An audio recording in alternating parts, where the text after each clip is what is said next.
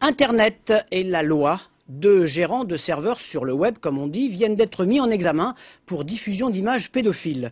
La loi qui réprime cela existe, mais comment la faire appliquer alors que l'accès à Internet est libre? Il suffit de payer un abonnement à un centre serveur qui ne peut pas, vu le nombre de connexions, contrôler le contenu des documents échangés. Une mise en examen qui a donc fait réagir les professionnels. Christine Lehéran, Didier Bonnet. Tempête dans l'univers d'Internet. En guise de protestation, les professionnels ont bouclé l'accès aux newsgroups, ces forums de libre écriture que l'on peut consulter sur le réseau. Les professionnels collectent et transportent en fait les informations que l'on peut ensuite consulter sur son ordinateur. Certaines se sont révélées hors la loi. Il peut se glisser dans certains newsgroups dont le libellé n'est pas évident.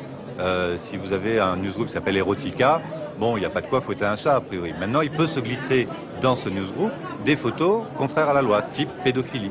Mais ça, on ne peut pas, nous, contrôler 200 000 messages par jour.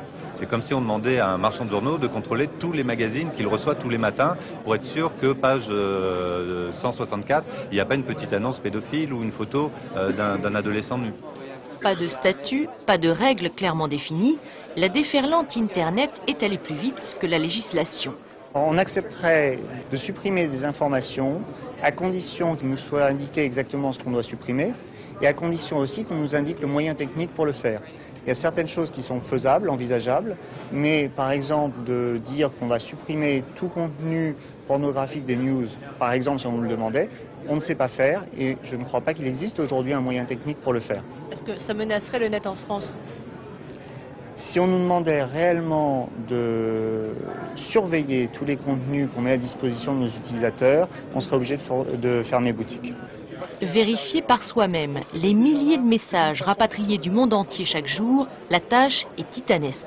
Les professionnels l'estiment en tout cas impossible humainement à l'échelle de leur entreprise.